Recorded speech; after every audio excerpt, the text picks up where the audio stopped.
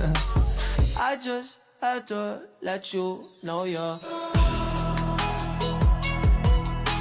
She a happy baby, she a happy baby.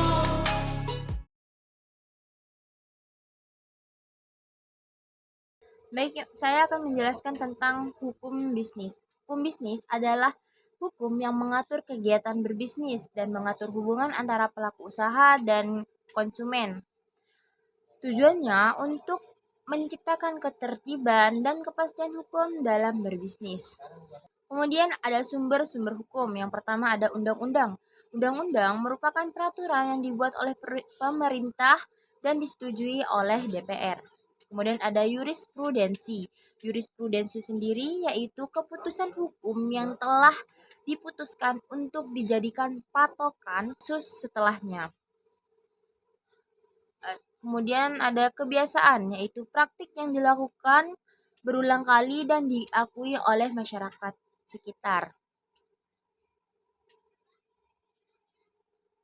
Kemudian ada kualifikasi hukum. Kualifikasi hukum ada 4. Yang pertama, berdasarkan fungsi, wilayah, isi, dan campur tangan pemerintah.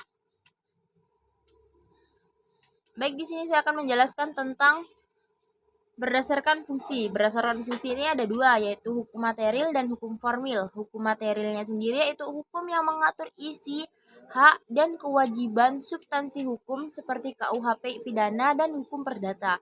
Hukum perdata itu contohnya seperti tanah, aset, dan properti. Sedangkan yang kedua yaitu hukum formil. Hukum formilnya sendiri yaitu tata cara untuk menegakkan hukum material tersebut melalui proses pengadilan. Yang kedua yaitu berdasarkan wilayah. Berdasarkan wilayah ini ada 2, yaitu hukum nasional dan hukum internasional. Yang hukum nasional yaitu hukum yang berlaku untuk dalam negeri. Nah, maksudnya di sini contohnya itu seperti orang Indonesia melanggar aturan-aturan di dalam negeri. Nah, ya udah hukumannya itu hanya yang berlaku di dalam negeri saja. Kemudian ada hukum internasional, hukum yang mengatur di tingkat dunia, permasalahan global seperti antara negara A dengan negara B seperti itu. Kemudian berdasarkan isi. Nah, untuk berdasarkan isi yaitu ada hukum umum dan hukum khusus. Hukum umum yaitu hukum yang berlaku untuk semua orang. Sedangkan untuk hukum khusus yaitu hukum yang berlaku untuk pihak tertentu seperti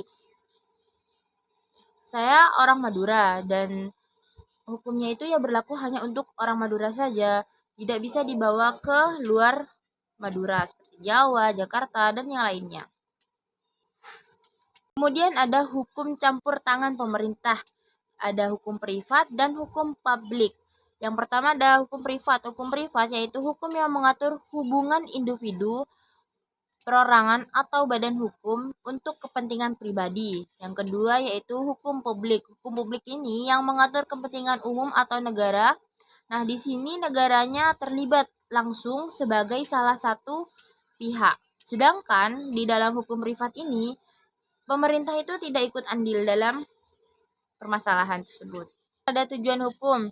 Nah, tujuan dari dibentuknya hukum bisnis itu yaitu agar kita memahami aturan dalam dunia ekonomi sehingga kegiatan usaha kita bisa berjalan dengan baik dan aman.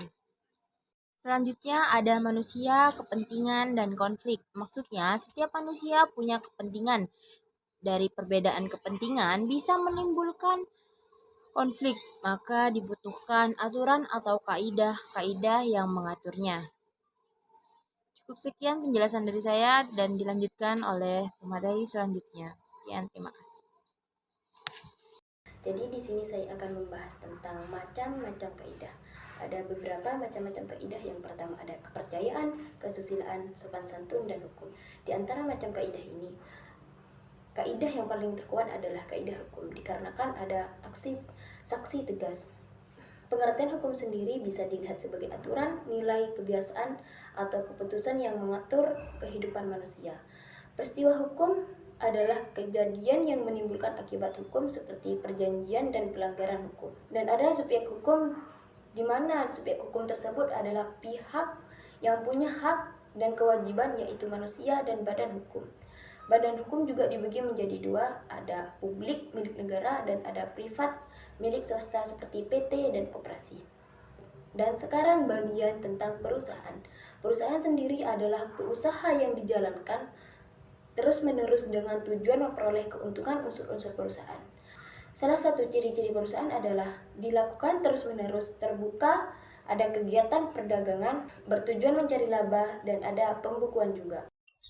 Jadi, kesimpulannya, hukum bisnis sangat penting dalam mengatur kegiatan usaha agar berjalan tertib, adil, dan sesuai aturan, serta mencegah terjadinya konflik dalam dunia ekonomi.